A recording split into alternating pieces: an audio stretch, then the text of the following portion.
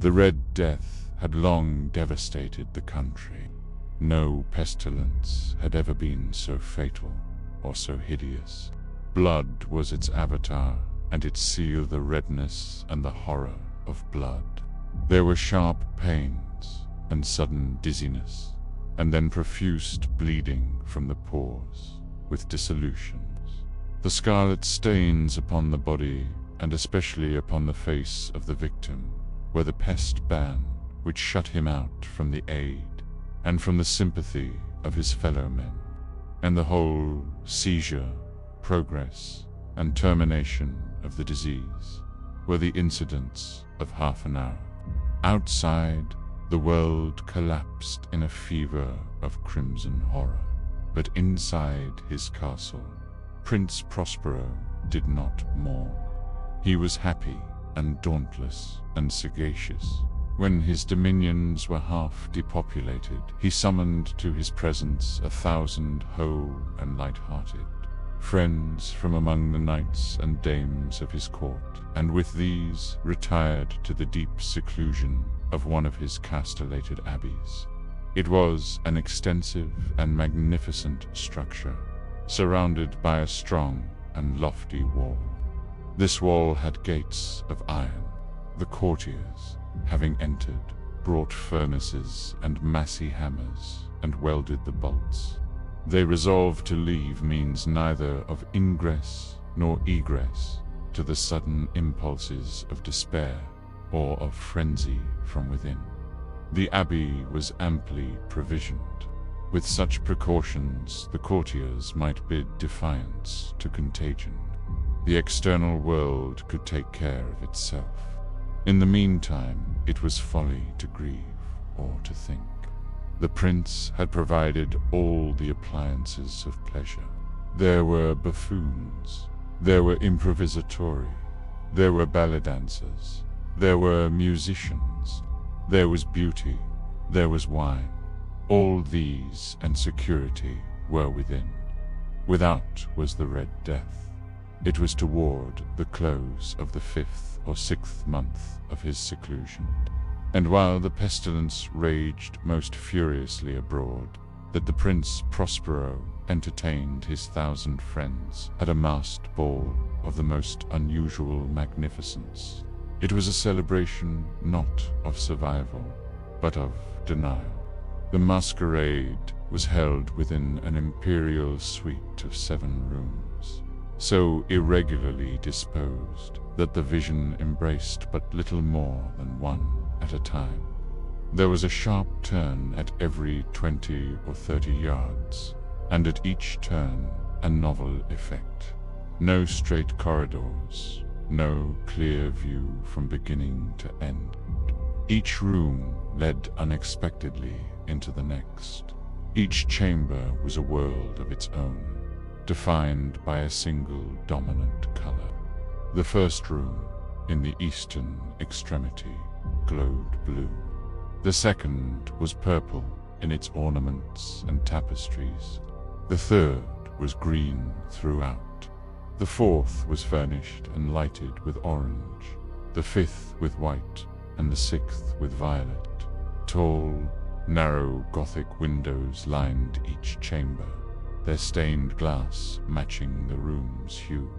No lamps or candles burned within the rooms themselves. Instead, in the corridors that flanked the suite, stood heavy tripods bearing braziers of fire, which projected their rays through the tinted glass and so glaringly illumined the chamber, painting the revelers in strange, phantasmagoric shadows. But the 7th apartment. The 7th was a world apart. It was shrouded in black velvet tapestries that hung all over the ceiling and down the walls, falling in heavy folds upon a carpet of the same material and hue. But in this chamber only, the color of the windows failed to correspond with the decorations. The panes here were scarlatta, deep blood color. The light that streamed through them was ghastly. and produced so wild a look upon the countenances of those who entered, that there were few of the company bold enough to set foot within its precincts at all. It was in this apartment also that there stood against the western wall a gigantic clock of ebony. Its pendulum swung to and fro with a dull, heavy, monotonous clang. And when the minute hand made the circuit of the face, and the hour was to be stricken, there came from the brazen lungs of the clock a sound which was clear and loud and deep and exceedingly musical, but of so peculiar a note and emphasis that, at each lapse of an hour, the musicians of the orchestra were constrained to pause in their performance to hearken to the sound. And so the waltzers perforce ceased their evolutions, and there was a brief disconcert of the whole gay company. And, while the chimes of the clock yet rang, it was observed that the giddiest grew pale, and the more aged and sedate passed their hands over their brows as if in confused reverie or meditation. But when the echoes had fully ceased, a light laughter at once pervaded the assembly. The musicians looked at each other and smiled as if at their own nervousness and folly, and made whispering vows that the next chiming of the clock should produce in them no similar emotion. And then, after the lapse of 60 minutes, the chimes came again, and there was the same disconcert and tremulousness and meditation as before. The night was waning, and there sounded the 12th hour upon the clock, 12 slow, heavy chimes. And then the music ceased, as I have told, and the evolutions of the waltzers were quieted, and there was an uneasy cessation of all things as before. But now there were 12 strokes to be sounded by the bell of the clock, and thus it happened, perhaps, that more of thought crept, with more of time, into the meditations of the thoughtful among those who revelled, and before the last echoes of the last chime had utterly sunk into silence, there were many individuals in the crowd who had found leisure to become aware of the presence of a masked figure which had arrested the attention of no single individual before. Tall and gaunt, he was shrouded from head to foot in the habiliments of the grave. The mask which concealed the visage was made so nearly to resemble the countenance of a stiffened corpse that the closest scrutiny must have had difficulty in detecting the cheat. And yet all this might have been endured, if not approved, by the mad revellers around. But the mummer had gone so far as to assume the type of the Red Death. His vesture was dabbled in blood, and his broad brow, with all the features of the face, was besprinkled with the scarlet horror. A murmur of disapproval, then of terror, and finally of revulsion, rippled through the crowd. When the eyes of Prince Prospero fell upon this spectral image, he was seen to be convulsed, in the first moment with a strong shudder, either of terror or distaste, but in the next, his brow reddened with rage. "Who dares," he demanded hoarsely of the courtiers who stood near him, "who dares insult us with this blasphemous mockery? Seize him and unmask him, that we may know whom we have to hang at sunrise from the battlements." But no one dared to put forth a hand to seize him.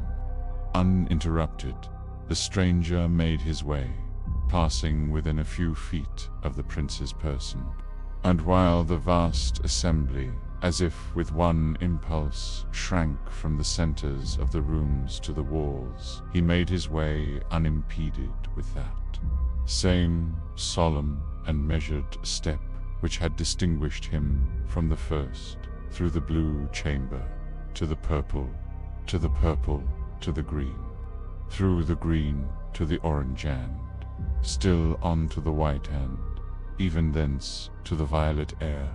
A decided movement had been made to arrest him. It was then, however, that the Prince Prospero, maddened with rage and the shame of his own momentary cowardice, rushed hurriedly through the 6 chambers. He bore aloft a drawn dagger, and had approached, in rapid impetuosity, to within 3 or 4 feet of the retreating figure. The masked intruder, having reached the extremity of the velvet apartment, turned suddenly and confronted his pursuer. There was a sharp crying. The dagger dropped gleaming upon the sable carpet, upon which, instantly afterwards, fell prostrate in death the Prince Prospero. Then, summoning the wild courage of despair, a throng of the revelers at once threw themselves into the black apartment, and, seizing the mummer, whose tall figure stood erect and motionless within the shadow of the ebony clock, gasped in unutterable horror at finding the grave cerements and corpse-like mask which they handled with so violent a rudeness, untenanted by any tangible form. And now was acknowledged the presence of the Red Death. He had come like a thief in the night, and one by one dropped the revelers in the blood-bedewed halls of their revel, and died each in the despairing posture of his fall. And the life of the ebony clock went out with that of the last of the gay, and the flames of the tripods expired, and darkness and decay and the Red Death held illimitable dominion over all. No walls are high enough, no gates strong enough, no wealth so powerful as to bar death from entry. When the clock strikes its final hour, no mask remains. Thank you for listening.